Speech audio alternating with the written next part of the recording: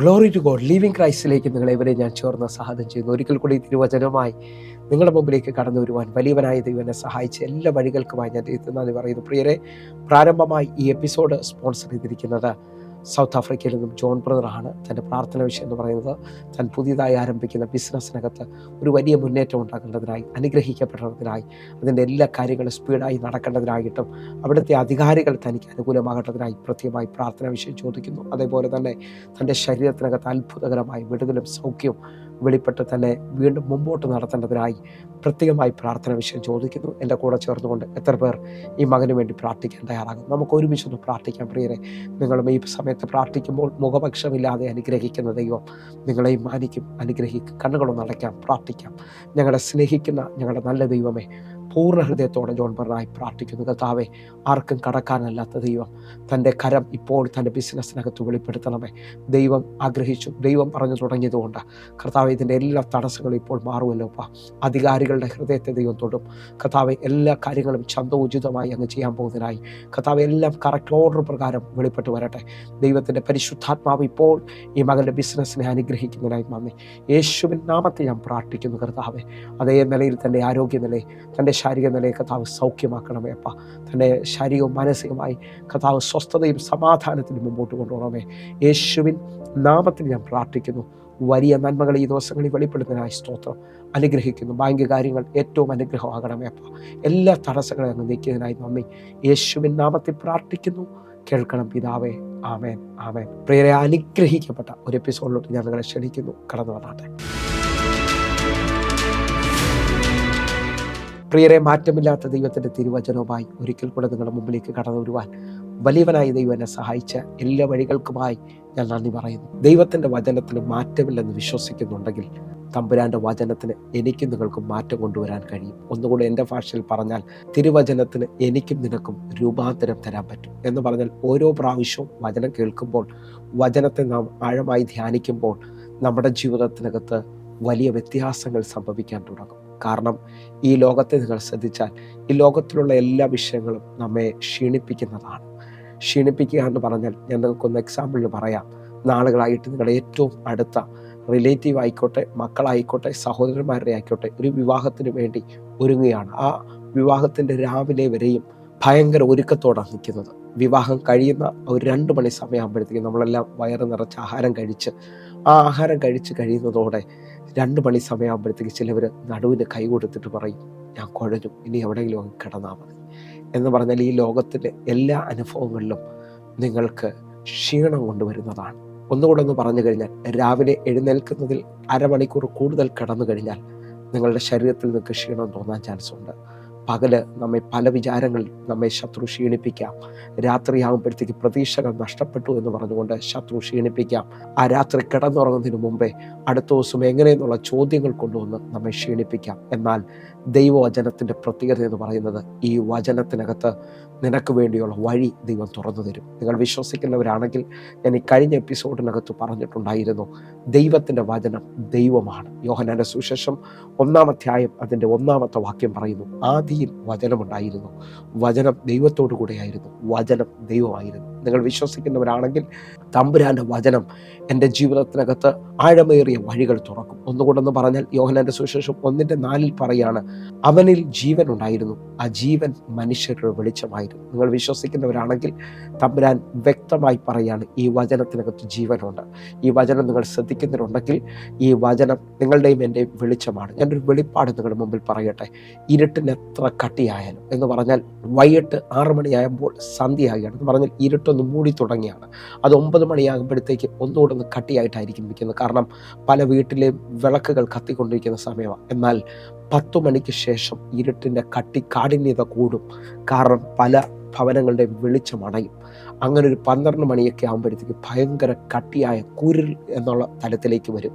ആ കുരിൽ താഴ്വരയിലൂടെ ദാവീദിനോട് ചോദിച്ചാൽ ദാവീദ് പറയും, കുരിൽ താഴ്വരയിലൂടെ ഞാൻ നടന്നാലും എനിക്കൊരനർത്ഥവും ഞാൻ ഭയപ്പെടുന്നില്ല, കാരണം വെളിച്ചമായവൻ എൻ്റെ കൂടെ ഇരിക്കുകയാണ്. നിങ്ങൾ വിശ്വസിക്കുന്നവരാണെങ്കിൽ ഞാൻ ഇങ്ങനൊരു പദം നിങ്ങൾ നോക്കി പ്രവചനാത്മാവിൽ വിളിച്ചു പറയുകയാണ്, ഇരുട്ട് എത്ര കട്ടിയാണെങ്കിലും നിങ്ങളുടെ വീട്ടിൽ ഒരു മെഴുകുതിരി കത്തിയാൽ ആ ഇരുട്ടിനെ, ആ മെഴുകുതിരിയുടെ വെളിച്ചം കീഴടക്കും എന്ന് പറഞ്ഞാൽ ഞാൻ ആത്മാവിൽ വിളിച്ചു പറയുന്നു, ഈ വചനം വെളിച്ചമാണെന്ന് നിങ്ങൾ വിശ്വസിക്കുന്നവരുണ്ടെങ്കിൽ 119 സങ്കീർത്തനം 105 വാക്യം പറയുന്നു, നിന്റെ വചനം എൻ്റെ കാലിന് ദീപവും എൻ്റെ പാതയ്ക്ക് പ്രകാശവുമാണ്. വിശ്വസിക്കുന്നവരുണ്ടെങ്കിൽ ഒരുമിച്ചൊന്ന് പ്രാർത്ഥിക്കുക. തമ്പുരാനെ, അങ്ങയുടെ വചനത്തിൻ്റെ ശക്തി എൻ്റെ പാതയെ തുറക്കണമേ. എനിക്ക് വേണ്ടി ഒരു അസാധാരണമായ വഴി ഈ വചന കേൾവി ഞാൻ കേട്ടുകൊണ്ടിരിക്കുമ്പോൾ വെളിപ്പെട്ട് വരണം. ഒന്നുകൂടെ ഒന്ന് പറഞ്ഞാൽ, ദൈവശബ്ദം ഒരാളുടെ മേളിലേക്ക് വെളിപ്പെട്ട് കഴിഞ്ഞാൽ അവൻ്റെ ജീവിതത്തിനകത്ത് പച്ചവെള്ളം വീഞ്ഞാകുന്നത് പോലെ, അതുവരെയും സാധ്യതയില്ലാത്ത, അതുവരെയും നടക്കത്തില്ലെന്ന് പറഞ്ഞ ആ നിലയിൽ നിന്ന് ആ ഭവനം ഇതാ പച്ചവെള്ളം വീഞ്ഞാകുന്നത് പോലെ. ദൈവശബ്ദത്തിൻ്റെ പ്രത്യേകത ഞാൻ വിളിച്ചു പറയുന്നത്,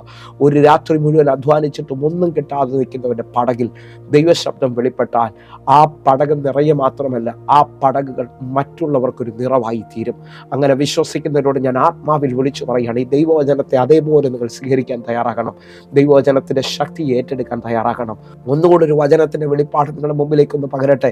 എഫേസ്യ ലേഖനം 6-ാം അധ്യായം ശ്രദ്ധിച്ചാൽ 6-ാം അധ്യായത്തിൽ പൗലോസ് അപ്പോസ്തലൻ പറയുകയാണ്, ദുർദിവസങ്ങളെ ജയിക്കേണ്ടതിന് വേണ്ടി സർവായുധ വർഗം എടുക്കണം. സർവായുധ വർഗം എന്ന് പറയുന്നത് 6 കാര്യങ്ങളാണ്. ആ 6 കാര്യങ്ങൾ നിങ്ങൾ ശ്രദ്ധിച്ചു നോക്കിയാൽ അതിനകത്ത് 4 കാര്യങ്ങൾ ഫിക്സ്ഡ് ആണ്. അറിയാം, രക്ഷ എന്ന ശിരസ്ത്രവും സുവിശേഷം എന്ന ചെരുപ്പൊക്കെ ഇട്ട് മുറുക്കുവാനാണ് തമ്പുരാൻ പറയുന്നത്. എന്നാൽ വിശ്വാസം എന്ന പരിചയം, വചനം എന്ന വാളും നിങ്ങൾ എടുക്കണം. പരിച ആക്റ്റീവാണെങ്കിൽ, വിശ്വാസം ആക്റ്റീവാണെങ്കിൽ, ശത്രു നിനക്ക് വിരോധമായി അയക്കുന്ന എല്ലാ ആയുധങ്ങളെയും നിനക്ക് തടുക്കാൻ പറ്റും.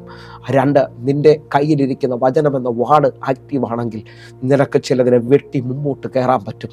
ഞാൻ ആത്മാവിൽ വിളിച്ചു പറയുന്നു, ഈ വചന സന്ദേശം നടന്നുകൊണ്ടിരിക്കുമ്പോൾ തന്നെ നിന്റെ ജീവിതത്തിനകത്ത് നിനക്ക് ചിലതിനെ കവർ ചെയ്യാൻ കഴിയും.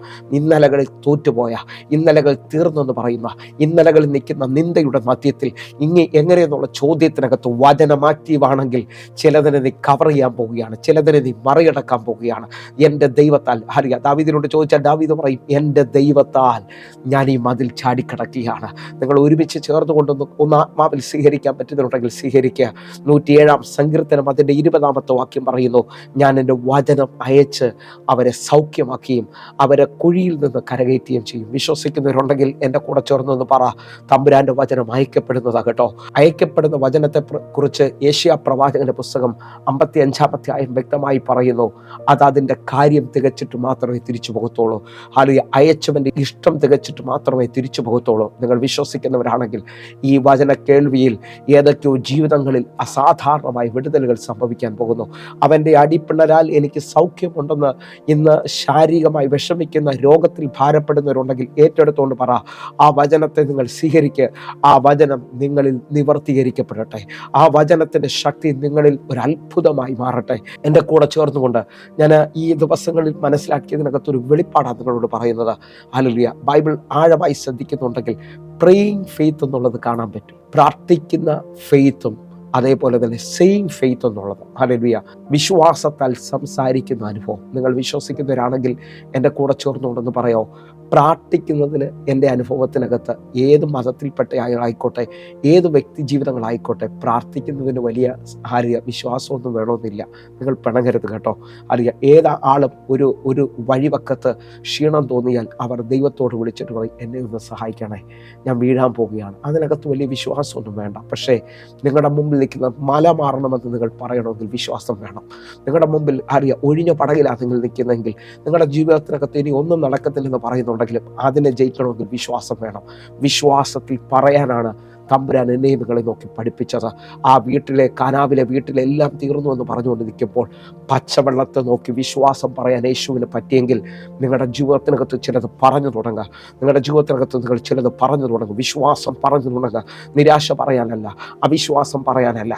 എൻ്റെ ദൈവം എനിക്ക് വേണ്ടി ആ കാര്യം സാധിപ്പിക്കും, എൻ്റെ ദൈവം എനിക്ക് വേണ്ടി അത് പ്രവർത്തിക്കും. അങ്ങനെയൊക്കെ ഈ മിനിറ്റുകളിൽ പറഞ്ഞുകൊണ്ട് എൻ്റെ കൂടെ ചലിക്കാൻ പറ്റുന്നുണ്ടെങ്കിൽ ഞാൻ നിങ്ങളോട് വിളിച്ചു പറയുന്നു, ഈ 15 മിനിറ്റുകൾ ശേഷം നിങ്ങളുടെ ശരീരം നിങ്ങൾ ചെക്ക് ചെയ്ത് നോക്കണം. നിങ്ങൾ സൗഖ്യമായത് കാണാൻ പറ്റും.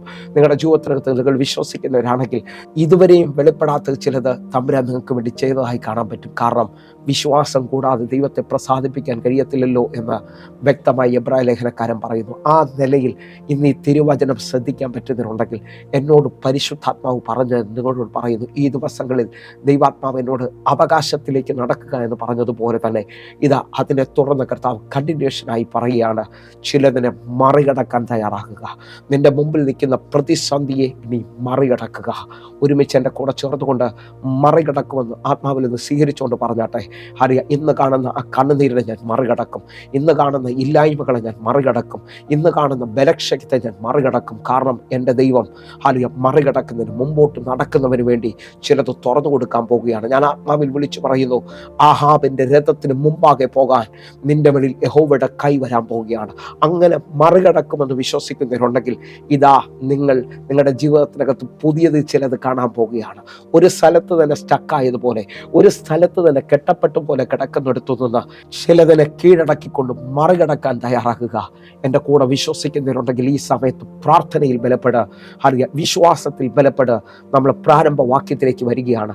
കുറിവാക്യത്തിലേക്ക് വരുന്നു. ആവർത്തന പുസ്തകം 3-ാം അധ്യായം അതിൻ്റെ 13-ാമത്തെ വാക്യം. ഇപ്പോൾ എഴുന്നേറ്റ് സേരെത്തോട് കടക്കുവിൻ എന്ന് കൽപ്പിച്ചതുപോലെ നാം സേരെത്തോട് കടന്നു.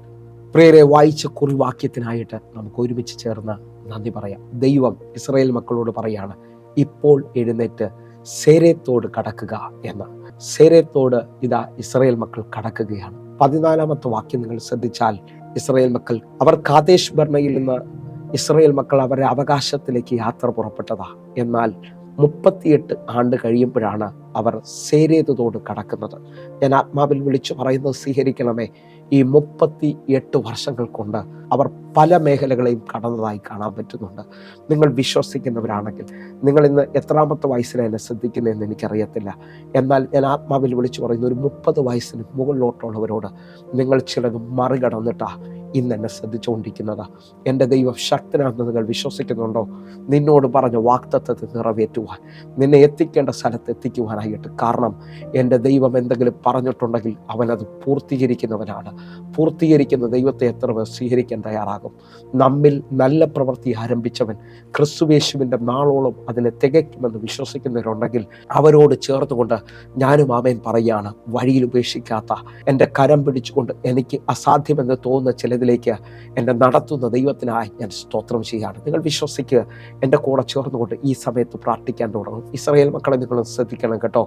അവർ ഇതാ യാത്ര പുറപ്പെട്ട് അവർ ചെങ്കടലിൻ്റെ മുമ്പിലേക്ക് വന്നു. ആ മുമ്പിലേക്ക് വരുന്ന സമയത്ത് എല്ലാം അവസാനിച്ചതുപോലെയാണ് അവർക്ക് തോന്നുന്നത്. കാരണം ഒരു വഴിയുമില്ല. അവർ തലപൊക്കി നോക്കുമ്പോൾ അവരെ പിടിച്ചടക്കുമെന്ന് പറഞ്ഞുകൊണ്ട് വരുന്ന ഫറവോൻ സൈന്യം ഇതാ അവരെ പുറകിൽ വരുന്നത് കാണാൻ പറ്റുന്നുണ്ട്. ആ സമയത്ത് മോശ പറയുന്നു, അതിന് മോശ ഭയപ്പെടേണ്ട, ഉറച്ചു നിൽപ്പിൻ. യഹോവ നിങ്ങൾക്ക് വേണ്ടി ചെയ്യാനിരിക്കുന്ന രക്ഷയെ നിങ്ങൾ കണ്ടുകൊള്ളുവിൻ. ഇന്ന് കണ്ട മിസ്രൈമിനെ ഇനി ഒരു നാളും നിങ്ങൾ കാണുകയില്ല. അടുത്ത പദം മോശ പുറപ്പാട് പുസ്തകം 14-ാമത്തെ വാക്യം പറയുന്നു, യഹോവ നിങ്ങൾക്ക് വേണ്ടി യുദ്ധം ചെയ്യും. ഞാൻ ആത്മാവിൽ വിളിച്ചു പറയാം, ദൈവമാണ് നിന്നെ നടത്തുന്നതെങ്കിൽ ദൈവം നിനക്ക് മുമ്പായി ചലിക്കാൻ തുടങ്ങും. ആത്മാവിനെ എൻ്റെ കൂടെ ചേർന്നുകൊണ്ട് വിശ്വസിക്കുന്നുണ്ടെങ്കിൽ ഏശയ്യാ പ്രവാചകന്റെ പുസ്തകം 45-ാം അധ്യായം അതിൻ്റെ 2-ാമത്തെ വാക്യം പറയുന്നു, ഞാൻ നിനക്ക് മുമ്പായി ചെന്ന് ദുർഘടങ്ങളെ നിരപ്പാക്കുകയും താമ്രവാദികളെ തകർത്ത് ഇരുമ്പോടാമ്പലുകളെ കണ്ണിച്ചു കളയുകയും ചെയ്യും. വിശ്വാസത്തിൽ പ്രാർത്ഥിച്ചുകൊണ്ട് പറയും, എനിക്ക് മുമ്പേ ചലിക്കുന്ന ഒരു ദൈവത്തിൻ്റെ ശക്തിയുണ്ട്. അവൻ ചിലതിനെ എനിക്ക് വേണ്ടി ഇപ്പോൾ തകർത്ത് കളയാൻ പോകുന്നു. എനിക്ക് വേണ്ടി ചിലതിനെ കീഴടക്കാൻ പോകുന്നു. അങ്ങനെയൊക്കെ വിശ്വസിക്കുന്നവരുണ്ടെങ്കിൽ ഇതാ പുറപ്പാട് പുസ്തകത്തിലേക്ക് ഞാനൊന്ന് മടങ്ങി വരികയാണ്. നിങ്ങൾ വിശ്വസിക്കുന്നവരാണെങ്കിൽ ഇതാ ചെങ്കടൽ ഒറ്റ രാത്രി കൊണ്ട് ജനത്തിൻ്റെ മുമ്പിൽ 2ആയി തീരുകയാണ്. അവർ അക്കരെ കയറുകയാണ്. ആ അക്കരെ കയറുമ്പോൾ അന്ന് അവർ ഒരിക്കലും സാധ്യമല്ലെന്ന് പറഞ്ഞ് ചെങ്കടൽ അക്കരെ കയറുമ്പോൾ അവർ അടിമകളല്ല കേട്ടോ. പിന്നെ അടിമയെന്ന് പറഞ്ഞാൽ ഇന്നലെ വരെയും ശത്രു കീഴടക്കി, ഇന്നലെ വരെയും അടിമകളാക്കിയ ഫറവോൻ ഇനി നോ മോർ, അവനില്ല കേട്ടോ. വിശ്വസിക്കുന്നവരുണ്ടെങ്കിൽ എൻ്റെ കൂടെ ചേർന്നുകൊണ്ട് പ്രാർത്ഥിക്കണം. ശത്രുവിനെ ഇല്ലാതാക്കുന്ന ചില ചെങ്കടലുകൾ ചിലർ കയറാൻ പോകുകയാണ്. ഈ സമയത്ത് ഇതുവരെയും നിനക്ക് കയറാൻ സാധിക്കാതെ അടിമത്വത്തിൽ ആ കുടുംബം മുഴുവൻ പ്രശ്നമാ, അറിയാം, മുമ്പോട്ട് പോകാൻ പറ്റത്തില്ലെന്നൊക്കെ പറഞ്ഞ ചിലവർ ഇപ്പോൾ ചിലതിനെ ക്രോസ് ചെയ്യാൻ പോവുകയാണ്, ചിലതിനെ മറികടക്കാൻ പോവുകയാണ്. ചെങ്കടൽ കയറിയ ഇസ്രായേൽ മക്കൾ തിരിഞ്ഞു നോക്കുമ്പോൾ 430 വർഷം കരയിച്ചവൻ ഇനി നോ മോർ. അറിയാം, അവർ വിളിച്ചു പറയുന്നു, ഞങ്ങൾ ഇന്നു മുതൽ ദൈവത്തിൻ്റെ അവകാശികളാണ്. ഞങ്ങളെ അടിമകളാക്കാൻ നോക്കിയ ശത്രു ഇനിയില്ലല്ലോ. ഞാൻ നിങ്ങളോട് ഈ പദം വിളിച്ചു പറയാം, നിങ്ങൾ തിരിഞ്ഞു നോക്കാൻ പറ്റുമെങ്കിൽ തിരിഞ്ഞു നോക്കിക്കോ. നമ്മളെ വിടത്തില്ലെന്ന് പറയുന്ന ശത്രുവിനെ നോക്കിയാൽ നിങ്ങൾക്കറിയാം, അവൻ പരിഹസിക്കുന്നതും അവൻ പിന്തുടരുന്നതും എൻ്റെയും നിങ്ങളുടെയും ചലനമറ്റ അനുഭവങ്ങളിലാണ്. അറിയാം, മുമ്പോട്ട് പോകാൻ പറ്റാത്ത അനുഭവങ്ങളാണ്. പുറപ്പാട് പുസ്തകം 14-ാം അധ്യായം അതിൻ്റെ 3-ാമത്തെ വാക്യം നിങ്ങൾ ശ്രദ്ധിക്കണമെന്ന് ഓർപ്പിക്കുന്നു. എന്നാൽ അവർ ദേശത്തിൽ ഉഴലുന്നു, മരുഭൂമിയിൽ കുടുങ്ങിയിരിക്കുന്നു എന്ന് ഫറവോൻ ഇസ്രായേൽ മക്കളെ കുറിച്ച് പറയും. നിങ്ങൾ ശ്രദ്ധിച്ചു നോക്കിയേ, അവർ ദേശത്തിൽ ഉഴലുന്നു, മരുഭൂമിയിൽ കുടുങ്ങിയിരിക്കുന്നു എന്ന് ഫറവോൻ ഇസ്രായേൽ മക്കളെ കുറിച്ച് പറയും. ഇതാണ് ശത്രു ആഗ്രഹിക്കുന്നത്. നിങ്ങൾ മുമ്പോട്ട് പോകുന്നില്ല, എല്ലാം അവസാനിച്ചു. പ്രാർത്ഥിക്കാനും ആരാധിക്കാനും ഇറങ്ങിയ ജനം ഇപ്പോൾ ഒന്നുമില്ലാത്ത അനുഭവത്തിലാണെന്ന് പറഞ്ഞുകൊണ്ട് ശത്രു നിന്നെ നോക്കി ചിരിക്കുമ്പോൾ നിന്നെ കരം പിടിച്ച് ചിലതിലേക്ക് നടത്താൻ എൻ്റെ ദൈവത്തിന് കഴിയുമെന്ന് വിശ്വസിക്കുന്നവരുണ്ടെങ്കിൽ എൻ്റെ കൂടെ ചേർന്ന് പറ, ഞങ്ങൾ ചിലതിന് മറികടക്കാൻ പോവുകയാണ്. നമ്മൾ ഒന്നുകൊണ്ടൊന്ന് ശ്രദ്ധിക്കാൻ പറ്റുമെങ്കിൽ, ഈ സേരത്ത് തോടെന്ന് പറയുന്നത് എൻ്റെ അറിവനുസരിച്ച് ചെങ്കടലിൻ്റെ ഒരു ഭാഗമാണ് എന്ന് പറഞ്ഞാൽ അതിൽ നിന്ന് ഇപ്പോൾ തോടായി ചലിക്കുന്ന ഒരു ഭാഗമാണ് ഈ സേരത്ത് തോടെന്ന് പറയുന്നത്. അതിൻ്റെ ശാഖയായിട്ടാണ് അത് വെളിപ്പെട്ട് നിൽക്കുന്നത്. ഞാൻ ആത്മാവിൽ വിളിച്ചു പറയാം, ഇന്നലകളിൽ ചില കടലുകൾ നിങ്ങൾ കയറിയെങ്കിൽ ഇനി അങ്ങോട്ട് ചില തോടുകൾ കയറാൻ പോവുകയാണ് എന്ന് പറഞ്ഞാൽ സ്വീകരിക്കുന്നവർ സ്വീകരിച്ചോ. ഈ സേരത്ത് തോട് കയറുമ്പോൾ 38 വർഷമായി യാത്ര ചെയ്തവർ അവരുടെ വാഗ്ദത്ത ദേശത്തിലേക്ക് കാലുവെക്കാൻ പോവുകയാണ്. നിങ്ങൾ വിശ്വസിക്കുന്നവരാണെങ്കിൽ ഇന്ന് ഈ മെസ്സേജ് കേട്ടുകൊണ്ടിരിക്കുമ്പോൾ തന്നെ ചിലതിനെ മറികടന്നുകൊണ്ട് നിങ്ങളുടെ നന്മകളെ നിങ്ങൾ പ്രാപിക്കാൻ പോവുകയാണ്. ആത്മാവിൽ ആ നിലയിൽ തന്നെ നമ്മൾ ചിന്തിക്കുമ്പോൾ പുറപ്പാട് പുസ്തകം 15-ാം അധ്യായം അതിൻ്റെ 16-ാമത്തെ വാക്യം നമുക്കൊന്ന് വായിക്കാം. നിൻ ഭുജമഹാത്മ്യത്താൽ അവർ കല്ല് പോലെയായി, അങ്ങനെ യഹോവ നിന്റെ ജനം കടന്നു, നീ സമ്പാദിച്ച ജനം കടന്നുപോയി. നിങ്ങൾ വിശ്വസിക്കുന്നവരാണെങ്കിൽ ഇസ്രായേൽ മക്കൾ ചെങ്കടലിലൂടെ അവർ ഇതാ കടന്നു പോവുകയാണ്. ശത്രുവിനെ കല്ലാക്കി നിർത്തിക്കൊണ്ട് എൻ്റെ ദൈവം തൻ്റെ ജനത്തെ അക്കരെ കയറ്റുകയാണ്. നിങ്ങൾ വിശ്വസിക്കുന്നവരാണെങ്കിൽ പ്രാർത്ഥനയിൽ തന്നെ ഈ സമയത്ത് നന്മകളെ സ്വീകരിക്കണം. ഇത്രയും നാളായിട്ട് എനിക്ക് ആ എക്സാം പാസ്സാകാൻ കഴിഞ്ഞില്ല, ഇത്രയും നാളായിട്ട് വിവാഹം നടക്കുന്നില്ല, ഇത്രയും നാളായിട്ടൊരു തലമുറ ലഭിക്കുന്നില്ല എന്നൊക്കെ പറയുന്ന ആരെങ്കിലും ഉണ്ടെങ്കിൽ ഇന്ന് തമ്പുരാൻ നിന്റെ കരം പിടിച്ചുകൊണ്ട് ഒരു അത്ഭുതത്തിലേക്ക് നടത്താൻ പോവുകയാണ്. കാരണം നിന്റെ വാഗ്ദത്തത്തിലേക്ക് നീ നടന്നു കയറാൻ പോവുകയാണ്, നിന്റെ അവകാശത്തിലേക്ക് നീ നടന്നു കയറാൻ പോവുകയാണ്. അങ്ങനെ വിശ്വസിക്കുന്നവരുണ്ടെങ്കിൽ ചില മിനിറ്റുകൾ എൻ്റെ കൂടെ ചേർന്നുകൊണ്ട് പ്രാർത്ഥിക്കണം കേട്ടോ.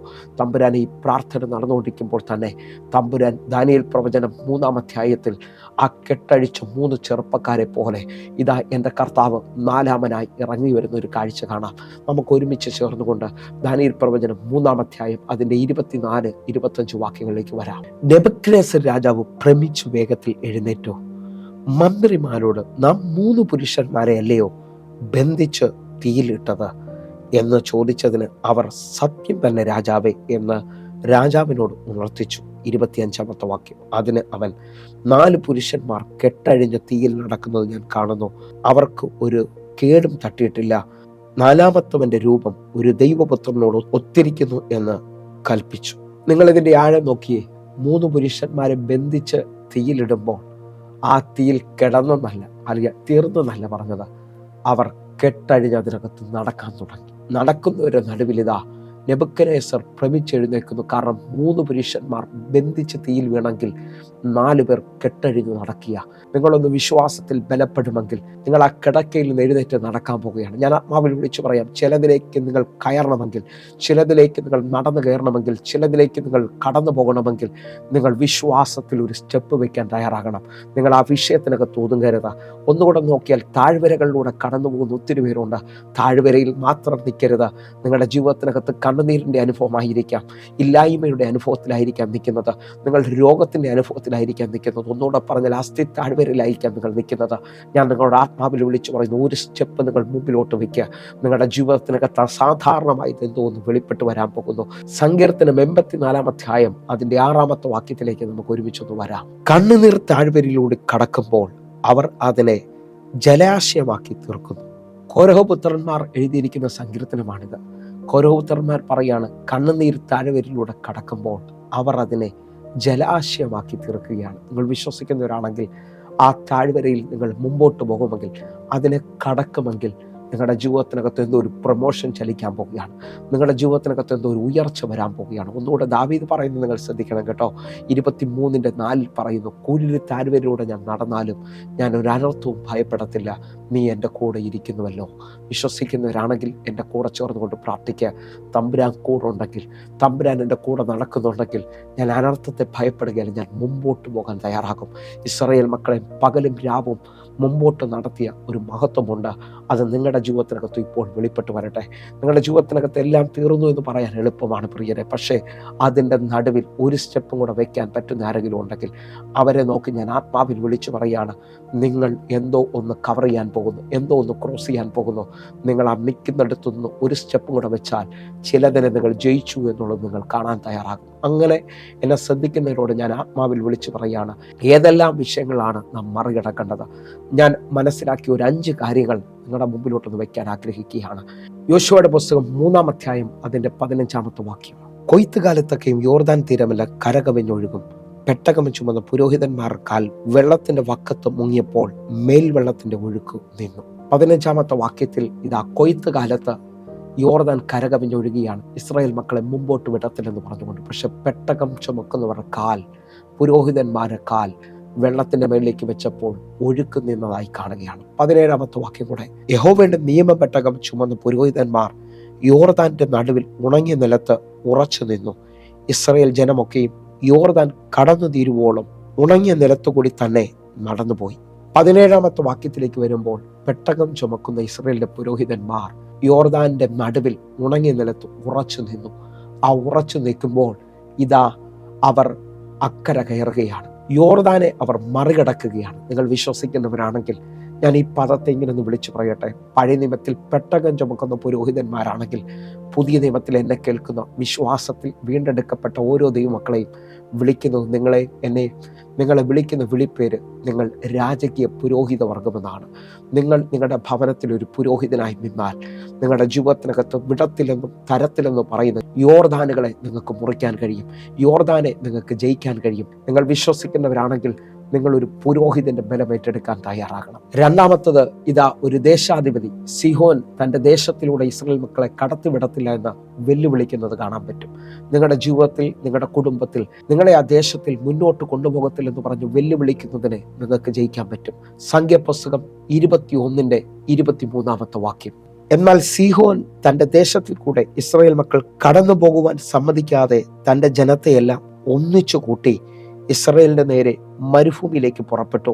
അവൻ യാഹാസിൽ വന്ന് ഇസ്രായേലിനോട് യുദ്ധം ചെയ്തു. നിങ്ങളുമൊക്കെ ഇസ്രായേൽ മക്കളെ ആ ദേശത്തിലേക്ക് കടത്തത്തില്ലെന്ന് പറഞ്ഞുകൊണ്ട് ആ ദേശാധിപതി അവരോട് യുദ്ധം ചെയ്യുകയാണ്. എന്നാൽ അടുത്ത വാക്യങ്ങളിൽ ഇസ്രായേൽ അവനെ അവന്റെ വാളിന്റെ വായ്ത്തല കൊണ്ട് വെട്ടി തോൽപ്പിക്കുന്നത് കാണാൻ പറ്റും. നിങ്ങൾ വിശ്വസിക്കുന്നവരാണെങ്കിൽ നിങ്ങളുടെ ദേശത്തിൽ ആ ദേശാധിപതി ശക്തിയെ ജയിച്ചുകൊണ്ട് നിങ്ങൾ ആ ദേശത്തെ അവകാശമാക്കാൻ തയ്യാറാകണം.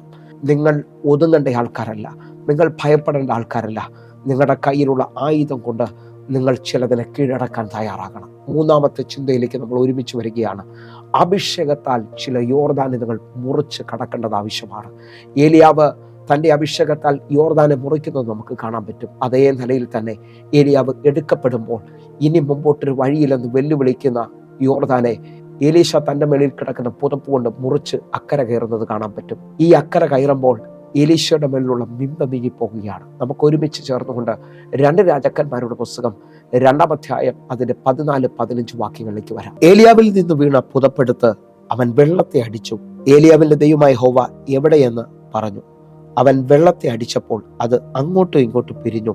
എലീശ ഇക്കരെ കടന്നു. 15-ാമത്തെ വാക്യം. എരിഹോവിൽ അവനെതിരെ നിന്നിരുന്ന പ്രവാചക ശിഷ്യന്മാർ അവനെ കണ്ടിട്ട് ഏലിയാവിന്റെ ആത്മാവ് എലീശയുടെ മേൽ അധിവസിക്കുന്നു എന്ന് പറഞ്ഞ് അവൻ എതിരേറ്റ് ചെന്ന് അവന്റെ മുമ്പിൽ സാഷ്ടാംഗം വീണു. നിങ്ങൾ വിശ്വസിക്കുന്നവരാണെങ്കിൽ നിങ്ങളുടെ മുകളിൽ വെളിപ്പെട്ടിരിക്കുന്ന അഭിഷേകത്തിന്റെ ശക്തിയാൽ നിങ്ങൾക്ക് യോർദാനെ മുറിച്ച് കടക്കാൻ കഴിയും. ഇന്നലകളിൽ നിങ്ങളുടെ മേളിൽ വീണ് കിടക്കുന്ന നിന്ദയെ, ഇന്നലകളിൽ നിങ്ങളുടെ മുമ്പിൽ വെളിപ്പെട്ട് നിൽക്കുന്ന കളിയാക്കലുകളെ, തകർച്ചകളെ അഭിഷേകത്തിൽ നിങ്ങൾക്ക് ജയിച്ചു കയറാൻ കഴിയും. നിങ്ങൾ വിശ്വസിക്കുക. എൻ്റെ കൂടെ ചേർന്ന് ഈ മിനിറ്റിൽ പ്രാർത്ഥിക്കാൻ തുടങ്ങണം. 4-ാമത്തെ അനുഭവത്തിലേക്ക് നമ്മൾ ഒരുമിച്ച് വരികയാണ്. മർക്കോസിന്റെ സുവിശേഷം 5-ാം അധ്യായം അതിന്റെ 38-39 വാക്യങ്ങളിലേക്ക്. പള്ളിപ്രമാണിയുടെ വീട്ടിൽ വന്നപ്പോൾ ആരവാരത്തെയും വളരെ കരഞ്ഞു വിലപിക്കുന്നവരെയും കണ്ടു. 39-ാമത്തെ വാക്യം. അകത്ത് കടന്നു. നിങ്ങളുടെ ആരവാരവും കരച്ചിലും എന്തിന്? കുട്ടി മരിച്ചിട്ടില്ല, ഉറങ്ങിയത്രേ എന്ന് അവരോട് പറഞ്ഞു. അവരോ അവനെ പരിഹസിച്ചു. 40-ാമത്തെ വാക്യം. അവൻ എല്ലാവരെയും പുറത്താക്കി കുട്ടിയുടെ അപ്പനെയും അമ്മയെയും തന്നോട് കൂടെ ഉള്ളവരെയും കൂട്ടിക്കൊണ്ട് കുട്ടി കിടക്കുന്ന ഇടത്തേക്ക് ചെന്നു. ഈ 4-ാമത്തെ പദം ഒത്തിരി കാര്യങ്ങൾ പറയേണ്ടതാണ്. നിങ്ങൾ നിങ്ങളുടെ ഭവനത്തിനകത്ത് ആവശ്യമില്ലാത്ത ബന്ധങ്ങളിൽ നിൽക്കരുത്. ഹല്ലേലൂയ. നിങ്ങളുടെ ഭവനത്തിൽ കരച്ചിലും വിലാപത്തെയും കൊണ്ടുവരുന്ന ചിലതിനെ നിങ്ങൾ പുറത്താക്കാൻ തയ്യാറാകണം. എന്നിട്ട് നിങ്ങളുടെ നന്മയിലേക്ക് നിങ്ങൾ ബലത്തോടെ കയറാൻ തയ്യാറാകണം. ഇതാ യേശു കർത്താവ് ആ കുട്ടി മരിച്ചു എന്ന് പറഞ്ഞുകൊണ്ട് വിലപിക്കുന്നവരെയും ആരവാരത്തെയും കർത്താവ് പുറത്താക്കി. എന്നിട്ട് ആ കുഞ്ഞിൻ്റെ അപ്പനെയും അമ്മയും തൻ്റെ കൂടെയുള്ള ശിഷ്യന്മാരുമായി അകത്തേക്ക് കടന്നു. അത്ഭുതമായി ആ ബാലയെ എഴുന്നേൽപ്പിക്കുകയാണ്. നിങ്ങളുടെ വിശ്വാസത്തിന് വിരോധമായി ചലിക്കുന്ന ചില ബന്ധങ്ങൾ കാണാം. അതിനെ പുറത്താക്കി നന്മയിലേക്ക് കടക്കാൻ തയ്യാറാകണം. 5ാമത്തെ ചിന്തയിലേക്ക് നമ്മൾ വരികയാണ്. യിരെമ്യാ പ്രവാചകന്റെ പുസ്തകം 22:4 വാക്യം. നിങ്ങൾ ഈ വചനം അനുഷ്ഠിച്ചാൽ ദാവീദിന്റെ സിംഹാസനത്തിൽ ഇരിക്കുന്നവരും രഥങ്ങളിലും കുതിരപ്പുറത്തും കയറിയിരിക്കുന്നവരുമായ രാജാക്കന്മാരും അവരെ ഭൃത്യന്മാരും പ്രജകളും ഈ അരമനയുടെ വാതിലുകളിൽ കൂടെ കടക്കും. 5ാമത്തെ കാര്യം, വചനം അനുഷ്ഠിച്ചാൽ നിങ്ങൾക്ക് അർഹതയില്ലാത്ത ചില വാതിലുകളിലൂടെ നിങ്ങൾക്ക് കടക്കാൻ പറ്റും. നിങ്ങൾ വിശ്വസിക്കുക, നിങ്ങളുടെ ജീവിതത്തിനകത്ത് ഒരു ഉയർച്ചയുടെ വാതിലിലൂടെ നിങ്ങൾ കടക്കാൻ പോവുകയാണ്. 6ാമത്തെ ഒരു കാര്യം കൂടെ വ്യക്തമായി തൊടാൻ പോവുകയാണ്. മാർക്കോസിന്റെ സുവിശേഷം 3-ാം അധ്യായം അതിന്റെ 27-ാമത്തെ വാക്യം. ബലവാനെ പിടിച്ചു കെട്ടിയിട്ടല്ലാതെ അവന്റെ വീട്ടിൽ കടന്ന് അവന്റെ കോപ്പ് കവർന്നു കളയുവാൻ ആർക്കും കഴിയില്ല. പിടിച്ചു കെട്ടിയാൽ പിന്നെ അവന്റെ വീട് കവർച്ച ചെയ്യാം. ഈ വചനത്തിന്റെ അടിസ്ഥാനത്തിൽ നീ ബലവാനെ പിടിച്ചു കെട്ടുകയും അകത്ത് കയറി നന്മകളെ സ്വീകരിക്കുവാനും കഴിയും. എൻ്റെ കൂടെ ആത്മാവിൽ പ്രാർത്ഥിക്കുന്നവരുണ്ടോ? ചില ബലത്തോടെ നിൽക്കുന്ന ശക്തികളെ കീഴടക്കുക. നിന്റെ ഭവനം നന്മയിലേക്ക് കയറട്ടെ. നിന്റെ ജീവിതത്തിനകത്തേക്ക് നന്മ വരട്ടെ. എന്നെ കേൾക്കുന്നവരെ, നിങ്ങൾ അനുഭവിക്കുന്ന പ്രതികൂലത്തെ, പ്രതിസന്ധിയെ മറികടന്നുകൊണ്ട് നന്മയെ അവകാശമാക്കുക എന്നുള്ള ഉറപ്പോടുകൂടെ ഈ സമയത്ത് ചിലതിനെ കീഴടക്കുക. നന്മയിലേക്ക് നിങ്ങൾ കടക്കുക. ഈ സമയത്ത് പ്രാർത്ഥിക്കാൻ പറ്റുന്ന ഓരോ ദൈവമക്കളും എൻ്റെ കൂടെ പ്രാർത്ഥിക്കണം. വിളിക്കാൻ കഴിയുന്നവർ, നേരിട്ട് കാണാൻ പറ്റുന്നവരൊക്കെ കാണണമെന്ന് ഓർപ്പിക്കുന്നു. നിങ്ങൾ ഈ ദിവസങ്ങളിൽ അത്ഭുതങ്ങളെ കാണും, ദൈവപ്രവർത്തികൾ കാണും. നമുക്ക് ഒരുമിച്ചൊന്ന് കണ്ണുകൾ അടയ്ക്കാം. കർത്താവേ, ഞങ്ങൾ ഒരുമിച്ച് ചേർന്നുകൊണ്ട് ഞങ്ങൾ അനുഭവിക്കുന്ന പ്രതിസന്ധിയെ, പ്രതികൂലത്തെ മറികടക്കുവാൻ നീ ഞങ്ങളെ വിളിച്ചിരിക്കുന്നതിനായി നന്ദി. ഞങ്ങളുടെ വചനത്തിൻ്റെ ശക്തിയാൽ ഞങ്ങൾ മുമ്പോട്ട് കാലുവെക്കുകയാണ്. തമ്പുരാൻ അത് ചെയ്തതിനായി നന്ദി. യേശുവിൻ നാമത്തിൽ പ്രാർത്ഥിക്കുന്നു. ആമേൻ, ആമേൻ. പ്രിയരെ, ഈ വചന സന്ദേശം നിങ്ങൾക്ക് അനുഗ്രഹമെന്ന് വിശ്വസിക്കുന്നു. വേഗത്തിൽ തന്നെ ഈ നമ്പറിൽ വിളിക്കുകയും നമുക്ക് ഒരുമിച്ച് ചേർന്ന് പ്രാർത്ഥിക്കുകയും ചെയ്യാം. കർത്താവ് നിങ്ങളെ അധികമായി അനുഗ്രഹിക്കട്ടെ. God bless you. ആമേൻ.